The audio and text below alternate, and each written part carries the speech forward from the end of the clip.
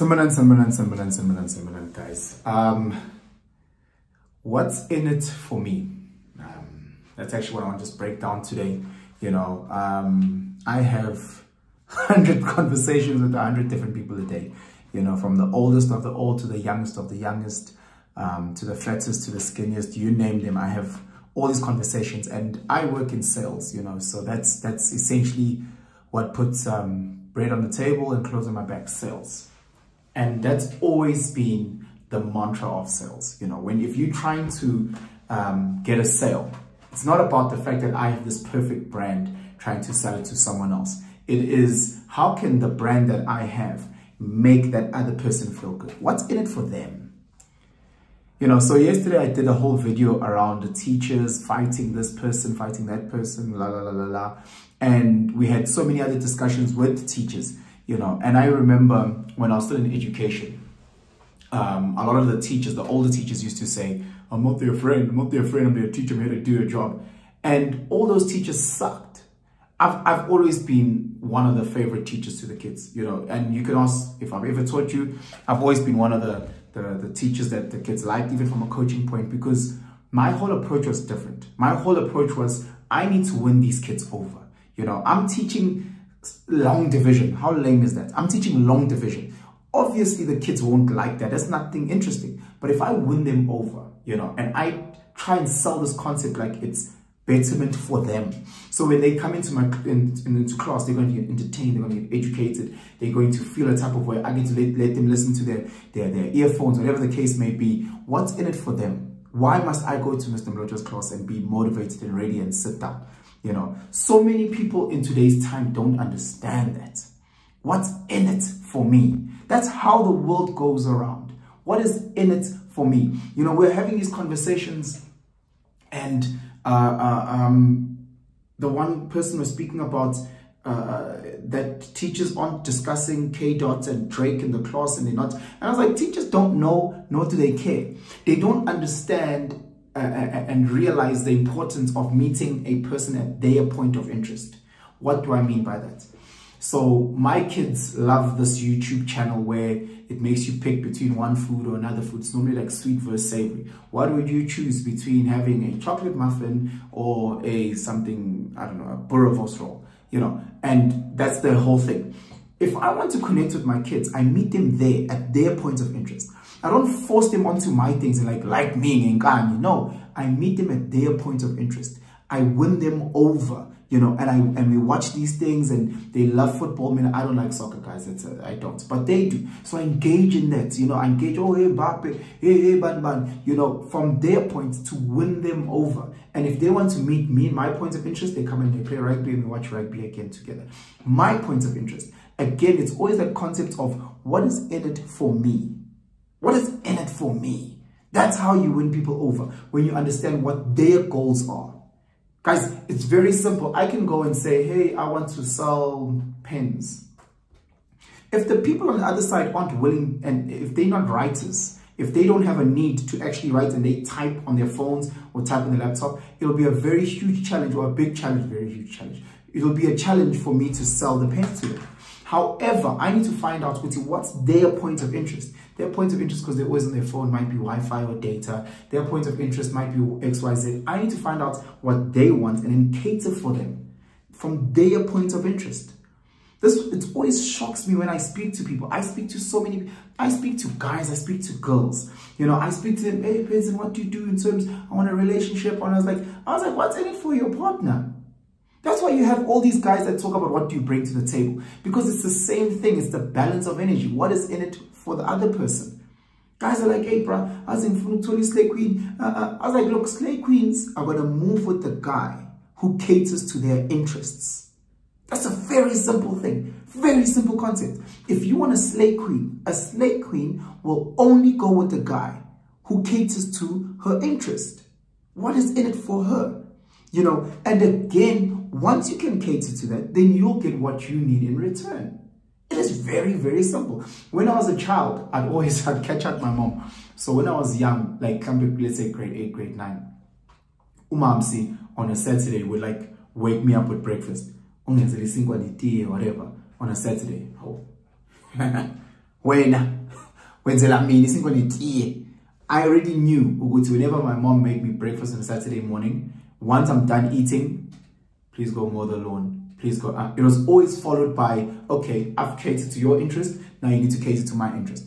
As I got older, it changed from making me breakfast to convincing me with like a 6-pack of flying fish or Hunter's. Meanwhile, my mom doesn't smoke, she doesn't drink, my brother doesn't smoke, doesn't drink, my father never smoked, never drank. So imagine the fact that this lady who is anti-alcohol had to go into a bottle store, buy the stuff to meet me at my point of interest and say, what is in it for Uto, what's in it for Penson, so that I can get what I need to get in return.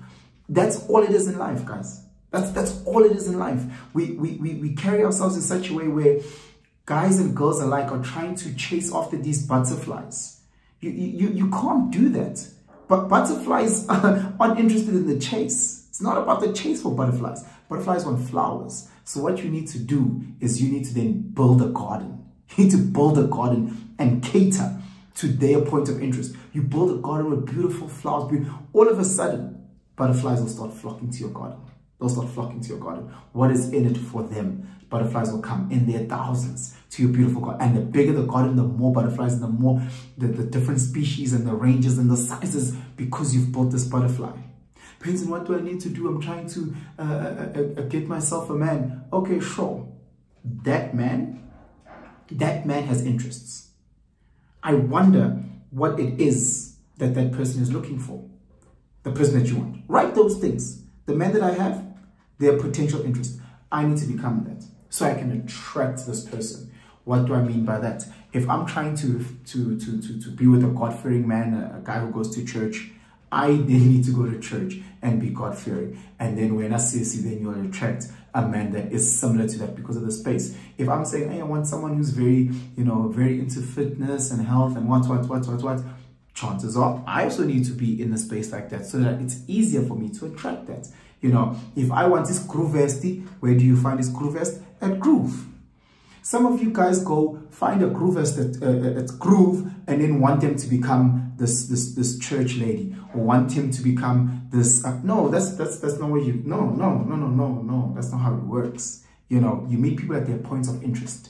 That's what it is. Meeting people at their point of interest and understanding exactly what they want. What is in it for them. If you have a life in sales, understand that. Which when you have got a phenomenal product, how does that product make that other person feel? Does that product will make them win awards? Will that product make them get more girls? Will that product make them feel good about themselves and feel a bit taller? Understanding the best products are not the ones that sell the best. It's the ones who actually make you feel great.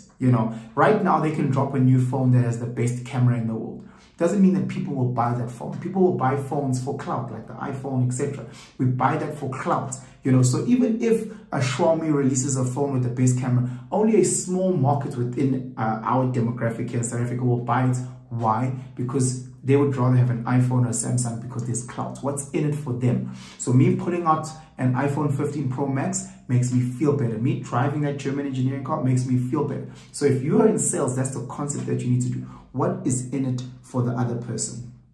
What's in it for them? Understanding what you want to cater to their needs, it's easier than to ask for your own things. So many people in this world are so selfish. They're extremely selfish, and they go into the world and say, I'm the table, meaning that all these guys just need to cater for me. The reason why you can't hold a relationship, sis, is because after a while, the guys who are busy trying to nepeza you, once they realize that there's nothing there, you are offering nothing but a bum. You are offering just a glorified helper at home camp. We are paying, we are cleaner. That's your auntie. You're a glorified auntie that he gets to smash every now and again. A guy who's really serious about his hustle is wanting a bit more than that. And if you can't cater for more than that, then you're gone.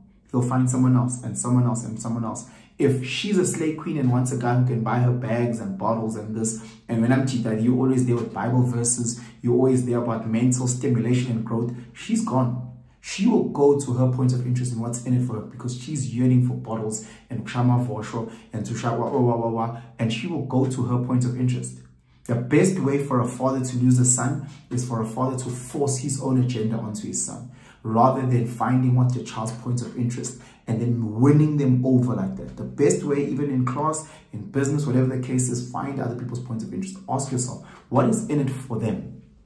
Today, you need to go from your mom to your girlfriend to your business partner to and ask yourself before you engage, I wonder what's in it for them and how can I cater for that they're yearning for. I've always liked that sister. Okay, Sharp, I wonder what her point of interest is. What is her point of interest? You know, is it a certain TV show? Is it a certain, what's her point of interest? Let me actually meet her at her point of interest and then win her over and ask those questions. What is in it for her? Anyway, guys, I'm going to try and keep these videos short from now on. I did a 25-minute video, super duper long, but I'm going to really try and keep them under 10 minutes if I can, hopefully. Not promising, no promises being made, but thank you so much for all the love that I've been receiving, not just in terms of the comments, but also in terms of my Instagram. I get a lot of DMs, a lot of suggestions. Yeah, let's keep growing, Please like, please share far and wide, share this video as far as you can. Hit that subscription bell if you have, or subscription button if you haven't, hit the notification bell for more videos. Anyway, guys, let me know about your views on what is in it for me. That's just how the world works. Anyway, sharp, bye.